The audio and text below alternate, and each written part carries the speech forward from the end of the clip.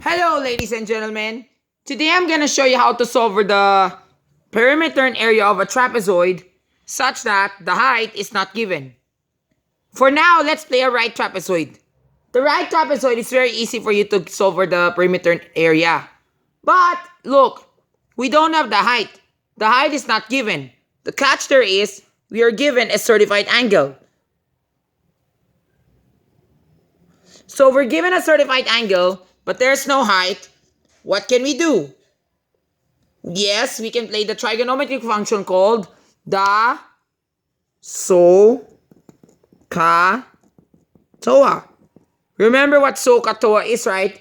So for sine function, that means opposite over hypotenuse. So let's say for example, kung ito yung angle mo, opposite over the hypotenuse. Tapos, CAH, adjacent over hypotenuse. Ang adjacent ay nasa the angle that you're working on such that the ray right next to the angle that you're working on. And hypotenuse, that's cosine. Then TOA is opposite over adjacent. Opposite over adjacent. So we are going to look for the opposite. Because the opposite is not found. Because if we want to get the height of the trapezoid, we need to apply the opposite. But first, we know that this is supposed to be 8. Bakit? Remember, this is 3.5, right? And then 11.5, subtract them together, you get 8 cm. Tama? Now, we can now place Sohcahtoa. So this will be our formula. We have, remember, since we're looking for the height, we are using TOA. Remember, this your adjacent. See the blue line? That is your adjacent. Nakita mo to yung naka-black? This is your opposite. Ito yung dapat hanapin namin. So this your adjacent. The adjacent is 8. The opposite is not found. And then the orange is your hypotenuse. Of course, by definition means you already know exactly what the hypotenuse is since you've been playing with me Pythagorean theorem several times. So now let's get to the formula. So now let's get the TOA. So TOA means tangent function. So the tangent of that angle, it goes like this. Ganito siya. Ang function niya ay tan, which represents tangent angle. Tangent of, what's the angle? 39 degrees. And then it's equivalent to what is the opposite over adjacent over 8 cm. Then we just apply the ratio and proportion. We do cross multiplication na lang. Part will become 8 times tan of 39. Yan. Equals O. Then we get a calculator to input what's the value of 8 times the tangent of 39. So yan. So that's how the formula works in tangent. So 8 times tan of 39. So if you want to know what tan works, click on the tangent. Not the one you may negative 1 ha. Kasi nga some people, they just click the negative 1. The one with the negative 1, iba yun. I will tell you what that is later. So tangent of 39 times 8. And we should get 6.47 or 6.5. Let's round it off na lang to 6.5. So yun na lang yung sagot. So the height is 6.5.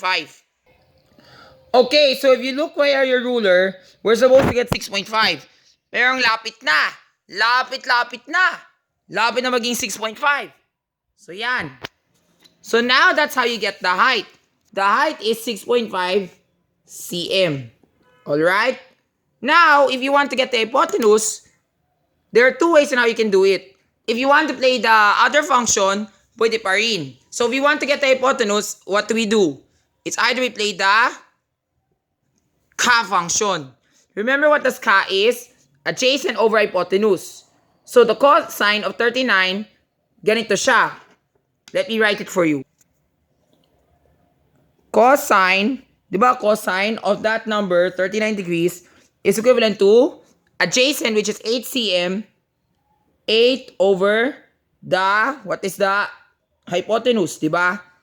Hypotenuse, we do not know what hypotenuse is. So we do cross multiplication. And therefore, cos of 39, h is equivalent to 8. But, we need to divide both sides. So we need to divide both sides by the cosine of 39. So ganito siya yung mangyayari. Plugging with your formula, di ba remember, adjacent over cosine of 39. divide the number together, we should get 10.29. So the answer is 10.29 or 10.3 if I were to round it off. To verify with your ruler, let's see if we got the answer. Malapit na sa 10.3. Pero okay lang yan. Pero actually, if I were to check it by the ruler, normally, we would use this formula na lang. We would use this na lang. Pero never mind, 10.3 cm. So that is your hypotenuse. Or, you can play Pythagorean theorem. So kung mag-Pythagorean theorem pa tayo, ganito kasi yung mangyayari. Diba remember, you have 8 squared plus 6.5 squared. 106.25. Take the square root of your answer. Tama. Still the same. 10.30 something. Although it may not be the same answer as what we did for Sohcahtoa, but we still nearly got an answer which is somewhat approximate to it. Something like that. Or if you want to try another function, if you want to get hypotenuse, we can apply the sine, the SO. That means opposite over hypotenuse. So ganito yung SO function. Remember, sine of 39 is equivalent to opposite, which is 6.5 over hypotenuse. Ganito kasi yung mangyayari. So sine of 39 is equivalent to 6.5 over h. Multiply h by both sides, and then it becomes 6.5 divided by the sine of 39. Ganito siya. 6.5 divided by, hanapin mo yung sine. Remember, not the one yung may negative function because it will give you another answer. Sine of 39. Tama? Pindutin mo yung equal. Yes, you still got 10.3. Although, di tama kasi po ang tamang sagot dyan ay 10.3, not 10.328. Pero if you want to get the super accurate na answer, you have to use the value of number itself. Pero okay lang yan. With that now, we can already solve for perimeter and area. So for the perimeter, it's 11.5 plus 3.5, which is 15. 15 plus 6.5 equals 21.5. 21.5 plus 10.3.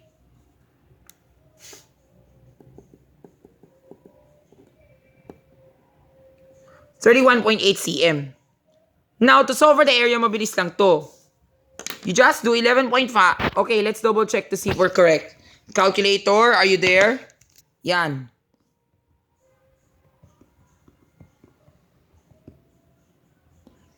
Yes, 31.8. Now, let's solve for the area. This is 15, sum of the two bases, then times 6.5, 15 times 6.5, 97.5. Then our answer divided by 2, so yun yung area ng trapezoid. 48.75 square centimeters. Yun lang. And that's how Sohcahtoa works with the trapezoid.